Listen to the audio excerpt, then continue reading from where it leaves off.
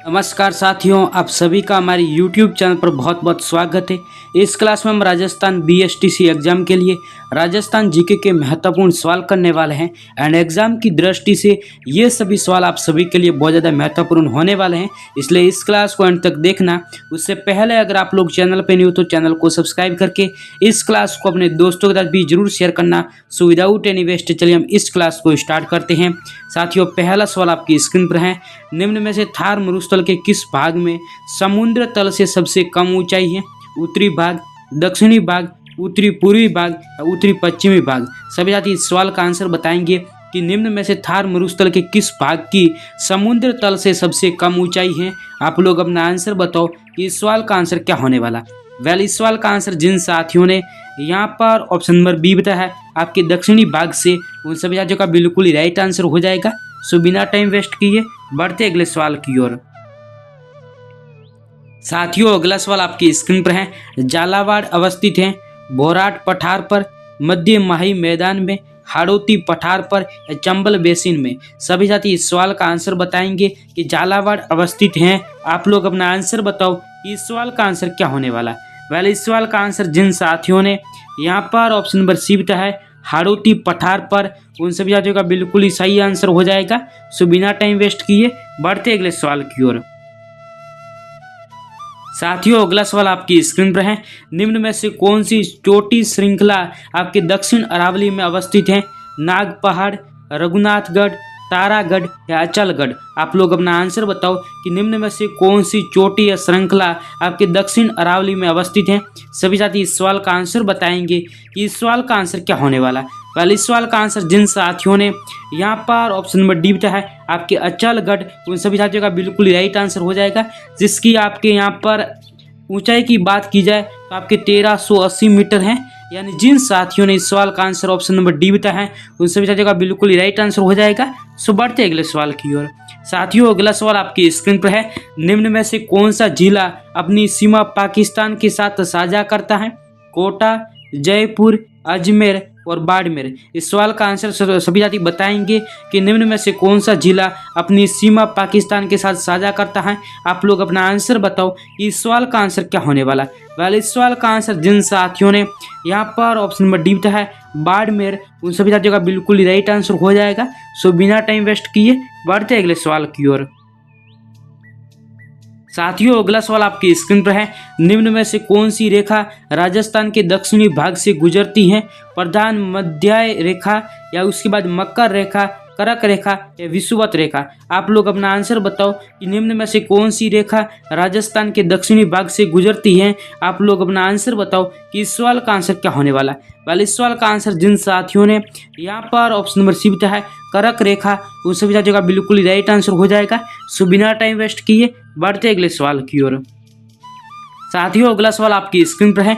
राजस्थान के कुल भौगोलिक क्षेत्रफल का लगभग कितना प्रतिशत पश्चिमी मरुस्थल प्रदेश के तहत आता है? सभी साथी इस सवाल का आंसर बताएंगे कि राजस्थान के कुल भौगोलिक क्षेत्र का लगभग कितना प्रतिशत आपके पश्चिमी मरुस्थल प्रदेश के तहत आता है। सभी साथी इस सवाल का आंसर बताएंगे।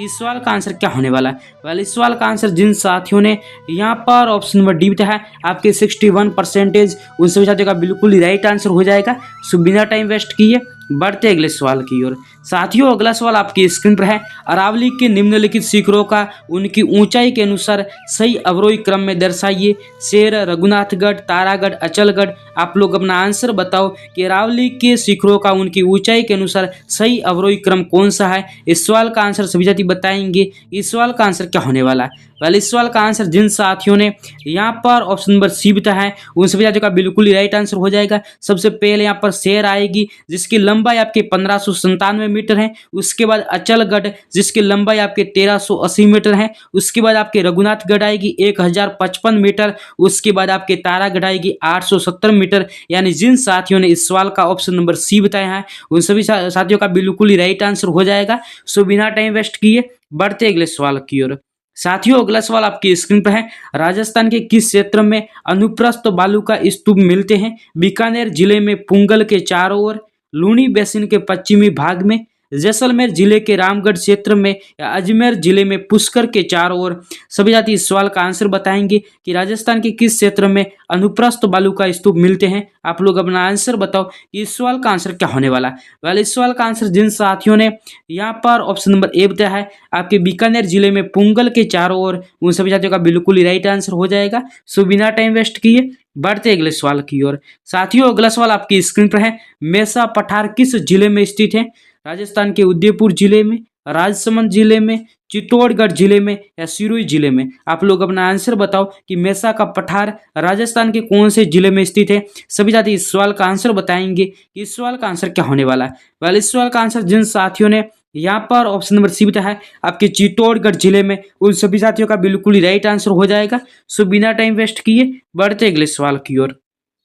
साथियों, अगला सवाल आपकी स्क्रीन पर है। किस जिले में 70 डिग्री आपके पूर्वी देशांतर रेखा गुजरती है। जैसलमेर, धौलपुर, नागौर या जोधपुर। इस सवाल का आंसर सभी साथी बताएंगे कि राजस्थान के किस जिले में 70 डिग्री पूर्वी देशांतर रेखा गुजरती है। इस सवाल का आंसर सभी साथी बताएंगे कि इस सवाल का आंसर क्या होने वाला है। वेल, इस सवाल का आंसर जिन साथियों ने यहाँ पर ऑप्शन नंबर ए बताया है आपके राजस्थान के जैसलमेर जिले में, उन सभी साथियों का बिल्कुल ही राइट आंसर हो जाएगा। सो बिना टाइम वेस्ट किए बढ़ते अगले सवाल की ओर। साथियों, अगला सवाल आपकी स्क्रीन पर है।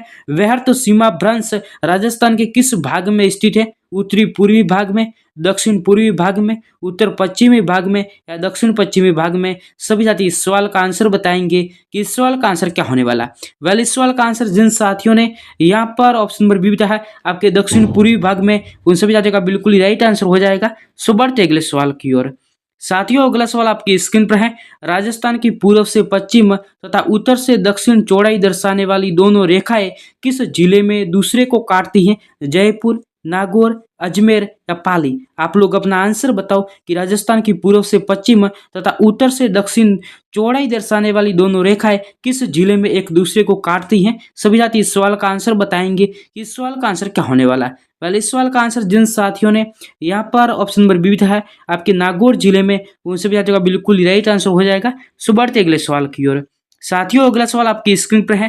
राज्य के वर्तमान शहर क्षेत्रों एवं पूर्व में प्रचलित उनके नामों के निम्न युग्मों में से कौन सा सही नहीं है। एक तरफ आपको शहर व क्षेत्र दिए हुए हैं, दूसरी तरफ उसके प्राचीन नाम दिए हुए हैं, जैसे कि अजमेर, अजमेरू, सांबर व आसपास का क्षेत्र आप सपाद लक्ष्य, उसके बाद चूरू, सीकर व झुंझुनू का क्षेत्र आपके शेखावाटी, अलवर राज्य का उत्तरी भाग आपके मांड। तो आप लोग अपना आंसर बताओ कि इनमें से कौन सा सही सुमेलित नहीं है। सभी साथी इस सवाल का आंसर बताएंगे कि इस सवाल का आंसर क्या होने वाला। पहले इस सवाल का आंसर जिन साथियों ने यहाँ पर ऑप्शन नंबर डी बताया है आपके अलवर राज्य का उत्तरी भाग मांड, जो कि आपके बिल्कुल ही गलत हो जाएगा। अलवर राज्य का उत्तरी भाग जो कि आपके कुरु प्रदेश के नाम से जाना जाता है। और मांड की बात करें तो मांड का आपके संबंध राजस्थान के जैसलमेर जिले से आता है, बिल्कुल राजस्थान के जैसलमेर जिले से आता है। यानी जिन साथियों ने इस सवाल का ऑप्शन नंबर डी बताया है उन सभी साथियों का बिल्कुल ही राइट आंसर हो जाएगा। सो बढ़ते अगले सवाल की ओर।